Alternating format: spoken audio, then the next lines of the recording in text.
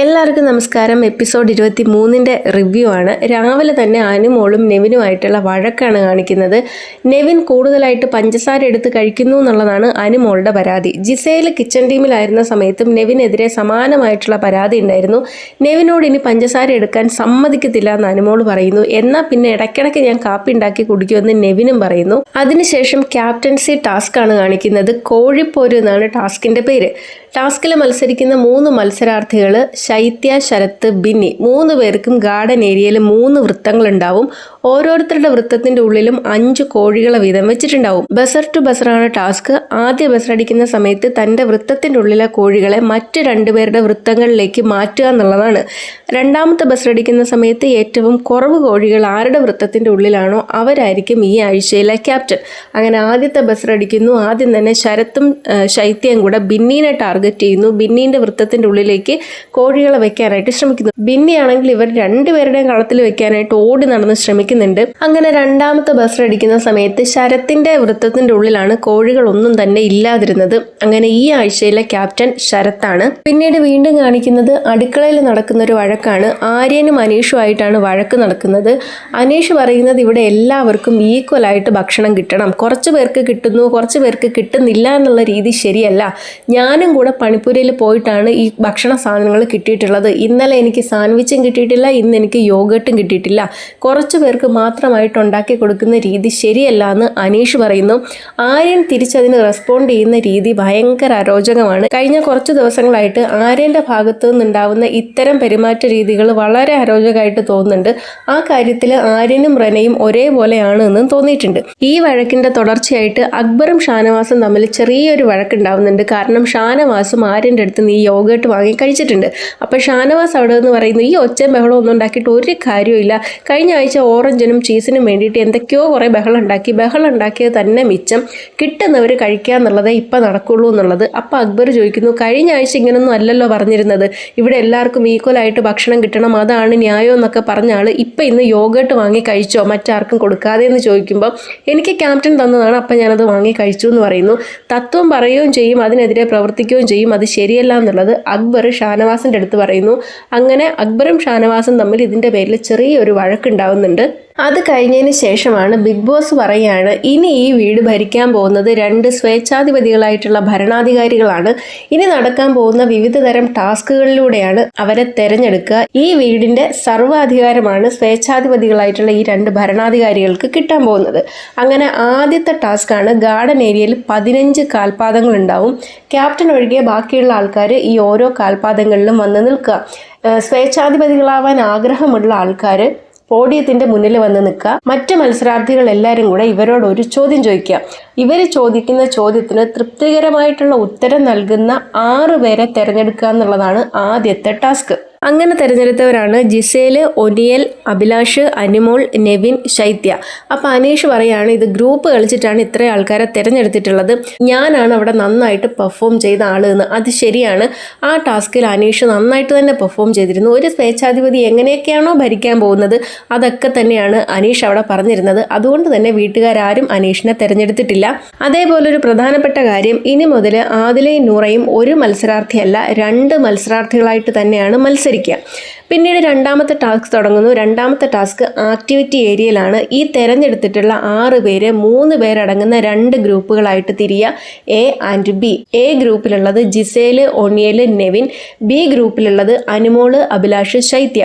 എന്നിട്ട് big boss ഇവരോട് പറയുന്നു, നിങ്ങൾ തമ്മിൽ പരസ്പരം ചർച്ച ചെയ്ത് എ ഗ്രൂപ്പിൽ നിന്നും ബി ഗ്രൂപ്പിൽ നിന്നും ഒരാളെ പുറത്താക്കുക. 15 സെക്കൻഡാണ് ഇത്തരത്തിൽ ചർച്ച ചെയ്ത് തീരുമാനിക്കാനായിട്ട് കൊടുത്തിട്ടുള്ളത്. എ ഗ്രൂപ്പിലുള്ളവർക്കും ബി ഗ്രൂപ്പിലുള്ളവർക്കും ചർച്ച ചെയ്ത് തീരുമാനിക്കാൻ കഴിഞ്ഞില്ലെങ്കിൽ മറ്റ് മത്സരാർത്ഥികൾക്ക് അതിൽ ഇടപെടാം എന്ന് പറയുന്നു.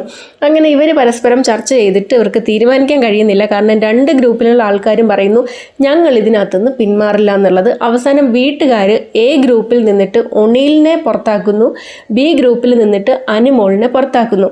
എ ഗ്രൂപ്പിലുള്ള ആൾക്കാർ ഒണിയലിൻ്റെ ഫോട്ടോ കത്തിക്കുന്നു, ബി ഗ്രൂപ്പിലുള്ള അഭിലാഷും ശൈത്യയും കൂടെ അനുമോളുടെ ഫോട്ടോ കത്തിക്കുന്നു. അപ്പോൾ അനുമോൾ പറയുന്നു, നിങ്ങൾ എന്നെ പുറത്താക്കിയതിലല്ല എനിക്ക് വിഷമം, എൻ്റെ ഈ ഫോട്ടോ കത്തിക്കുന്നതിലാണ്. എൻ്റെ ജീവിതത്തിൽ ആദ്യമായിട്ടാണ് എൻ്റെ ഫോട്ടോ ഒരാൾ കത്തിക്കുന്നതെന്നുള്ളത്. അങ്ങനെ വീട്ടുകാരെല്ലാവരും കൂടെ അനുമോൾക്കെതിരെ സംസാരിക്കുകയാണ്. ഇത് ബിഗ് ബോസ് തന്നിട്ടുള്ള ടാസ്ക്കാണ്, അല്ലാതെ ഞങ്ങളാരും കൊണ്ടുവന്ന ടാസ്ക് അല്ല. നീ വെറുതെ സീരിയലിൽ അഭിനയിക്കുന്നത് പോലെ അഭിനയിക്കാതെ എന്ന് ആര്യൻ അനുമോളുടെ അടുത്ത് പറയുന്നു. അങ്ങനെ ആര്യനും അനുമോളും തമ്മിൽ അവിടെ ഒരു ചെറിയ വഴക്കുണ്ടാവുന്നു. ടാസ്ക് കഴിഞ്ഞതിന് ശേഷവും അനുമോൾ ഇതിൻ്റെ പേരിൽ കരയുന്നുണ്ട്. അപ്പോൾ ശൈത്യ വന്നിട്ട് ഇങ്ങനെ ആശ്വസിപ്പിക്കുന്നുണ്ട്, ഇത് നിന്നെ എല്ലാവരും കൂടെ ഇതാക്കാൻ വേണ്ടിയിട്ട് പറയുന്നതാണ്, നീ അവിടെ തളർന്നു കൊടുക്കാതെ. അപ്പം അനുമോൾ പറയുന്നു, ഞാൻ എൻ്റെ വിഷമം പറഞ്ഞതല്ലേ, അല്ലാതെ വേറൊന്നും പറഞ്ഞല്ലോ, അതിനെന്തിനാണ് എല്ലാവരും കൂടെ എന്നെ ഇങ്ങനെ പറയുന്നത്, എൻ്റെ ഫോട്ടോ അങ്ങനെ വേറെ ആരും കത്തിച്ചിട്ടില്ല എന്നൊക്കെ പറഞ്ഞിട്ട് അനുമോൾ വീണ്ടും കരയുന്നുണ്ട്. ശൈത്യ അനുമോളെ ആശ്വസിപ്പിക്കുന്നുണ്ട്. അങ്ങനെ രണ്ടാമത്തെ ടാസ്ക് കഴിഞ്ഞപ്പോൾ അവശേഷിക്കുന്നത് 4 പേരാണ്. എ ഗ്രൂപ്പിൽ ജിസേലും നെവിനും, ബി ഗ്രൂപ്പിൽ അഭിലാഷും ശൈത്യയും. മൂന്നാമത്തെ ടാസ്ക് വടംവലിയാണ്. 3 റൗണ്ടുകളിലായിട്ടാണ് ഈ ടാസ്ക് നടക്കുക. ആദ്യത്തെ 2 റൗണ്ടുകളിലും ജിസയിലും നെവിനുമാണ് വിജയിച്ചിട്ടുള്ളത്. അതുകൊണ്ട് തന്നെ ഇനി അങ്ങോട്ട് ബിഗ് ബോസ് വീട് ഭരിക്കാൻ പോകുന്ന സ്വേച്ഛാധിപതികളായിട്ടുള്ള 2 ഭരണാധികാരികൾ ജിസയിലും നെവിനുമാണ്. പിന്നീട് കാണിക്കുന്നത് നോമിനേഷൻ പ്രക്രിയയാണ്. ആദിലയും നൂറയും ഇനി മുതൽ 2 മത്സരാർത്ഥികളായിട്ടാണ് മത്സരിക്കുക എന്നുള്ളത് നേരത്തെ പറഞ്ഞിരുന്നല്ലോ. അതേപോലെ തന്നെ ഈ സ്വേച്ഛാധിപതികളായിട്ടുള്ള ജിസേലിനും നെവിനും 2 പേരെ നേരിട്ട് നോമിനേറ്റ് ചെയ്യാം. അതിൽ അവർ തിരഞ്ഞെടുക്കുന്നതിൽ 1 ആദിലയും 2 അഭിലാഷുമാണ്. അതേപോലെ തന്നെ ഈ ആഴ്ച 7 പേർക്ക് മാത്രമാണ് നോമിനേറ്റ് ചെയ്യാനുള്ള അവസരം കിട്ടുക. ആ 7 പേരെ തിരഞ്ഞെടുക്കുന്നതും ജിസേലും നെവിനും കൂടെയാണ്. അങ്ങനെ ഇവർ തിരഞ്ഞെടുക്കുന്ന നോമിനേഷൻ ചെയ്യാനായിട്ട് ടിക്കറ്റ് കൊടുക്കുന്ന 7 പേര് അനീഷ്, അക്ബർ, ഷാനവാസ്, ബിന്നി, ആര്യൻ, ഒണിയൽ, റെന. അങ്ങനെ ഈ 7 പേരാണ് കൺഫെഷൻ റൂമിൽ പോയിട്ട് മറ്റുള്ളവരെ നോമിനേറ്റ് ചെയ്യുന്നത്. അങ്ങനെ അനീഷ് നോമിനേറ്റ് ചെയ്യുന്നത് നൂറേനെയും രേണുവിനെയാണ്. അക്ബർ രേണുവിനെയും ഒണീലിനെയും, ഷാനവാസ് ബിന്നിനെയും അക്ബറിനെയും, ബിന്നി രേണുവിനെ ഒണീലിനെ നോമിനേറ്റ് ചെയ്യുന്നു.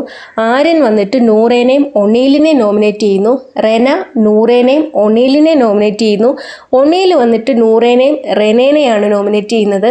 ശരത്ത് ഒണീലിനെയും ബിന്നിനെയാണ് നോമിനേറ്റ് ചെയ്യുന്നത്. അങ്ങനെ 2 വോട്ടുകൾ വീതം നേടി ബിന്നിയും, 3 വോട്ടുകൾ രേണുവും, 4 വോട്ടുകൾ വീതം നൂറയ്ക്കും, 5 വോട്ടുകൾ വീതം ഒണീലിനും നേടിയിട്ട് നോമിനേഷനിൽ വന്നിട്ടുണ്ട്. ഇത് കൂടാതെ നേരിട്ടുള്ള നോമിനേഷനിൽ ആര്യനും ആദിലയും അഭിലാഷും. അങ്ങനെ മൊത്തം 7 പേരാണ് ഈ ആഴ്ച നോമിനേഷൻ ലിസ്റ്റിലുള്ളത്. അടുത്തൊരു ട്വിസ്റ്റ് എന്താണെന്ന് വെച്ചാൽ, ഈ 7 പേർക്ക് നോമിനേഷൻ കാർഡ് കൊടുത്തിരുന്നല്ലോ. ഈ 7 പേരും ഇനി മുതൽ ഈ സ്വേച്ഛാധിപതികളായിട്ടുള്ള ജിസേലിൻ്റെയും നെവിൻ്റെയും അടിമകളായിരിക്കുമെന്നും ബിഗ് ബോസ് പറയുന്നുണ്ട്. എന്ന് പറഞ്ഞാൽ ബാക്കിയുള്ള ആൾക്കാർ ഇവരുടെ അടിമകളായിട്ട് നിൽക്കേണ്ട ആവശ്യമില്ല എന്നർത്ഥം. അങ്ങനെ നെവിനും ജിസേലും ഭരണം തുടങ്ങിയിരിക്കുകയാണ്. നെവിൻ അടുക്കളയിൽ പോയിട്ട് ഇന്നെന്താ സ്പെഷ്യൽ, ഞാൻ ഈ ഒരു പഴം എടുത്ത് കഴിക്കുകയാണെന്നൊക്കെ പറഞ്ഞ് അധികാരം കാണിക്കാൻ ശ്രമിക്കുമ്പോൾ രേണു പറയാണ്, ഞാൻ നിൻ്റെ അടിമയല്ല, നീ അത് എൻ്റെ അടുത്ത് എടുക്കണ്ട, പിന്നെ ഞാൻ ഈ കിച്ചണിലെ ക്യാപ്റ്റൻ ആണെന്ന് പറയുന്നു. അങ്ങനെ നെവിനെ എല്ലാവരും കൂടെ അവിടുന്ന് കളിയാക്കിയിട്ട് വിടുന്നുണ്ട്. പിന്നീട് നെവിൻ പറയുന്നു, എൻ്റെ അടിമകളിൽ നിന്നിട്ട് 2 പേരെ ഞാൻ കിച്ചൺ ടീമിലേക്ക് ഇടുകയാണ്, റെനേനെയും ബിന്നിനെയും. അപ്പോൾ അവർ കുക്ക് ചെയ്യാനായിട്ട്, റെന കുക്ക് ചെയ്യാനായിട്ട് വരുന്ന സമയത്ത് അനുമോൾ എന്ത് ചെയ്താൽ അതിനെ സമ്മതിക്കുന്നില്ല. അങ്ങനെ അവിടെ ഒരു ചെറിയ വഴക്കുണ്ടാവുന്നു. റെന പറയുന്നു, ഈ അനുമോൾ ഈഗോയും തലയിൽ വെച്ചുകൊണ്ട് നടക്കുന്ന ആളാണ്, അനുമോൾക്ക് മാത്രം ഇവിടെ ചെയ്താൽ മതിയോ, വേറുള്ളവർ ചെയ്താൽ എന്താണ് കുഴപ്പം എന്നുള്ളത് അവിടെ ഇതാവുന്നു. അനുമോളുടെ വീട്ടിൽ നിന്നൊന്നും കൊണ്ടുവന്നല്ലോ എന്നൊക്കെ പറഞ്ഞിട്ട് റെന പറയുന്നു. അങ്ങനെ ആദ്യത്തെ റൗണ്ട് വഴക്ക് ഒന്നവിടെ കഴിയുന്നു. പിന്നീട് ഈ നെവിനും ജിസേലും കൂടെ തമ്പുരാനും തമ്പുരാട്ടിയായിട്ടൊക്കെ കിച്ചണിലേക്ക് വരികയാണ്. എന്താണ് ഇവിടെ കഴിക്കാനുള്ളതെന്നൊക്കെ കിച്ചൺ ടീമിനോട് ചോദിക്കുന്നു.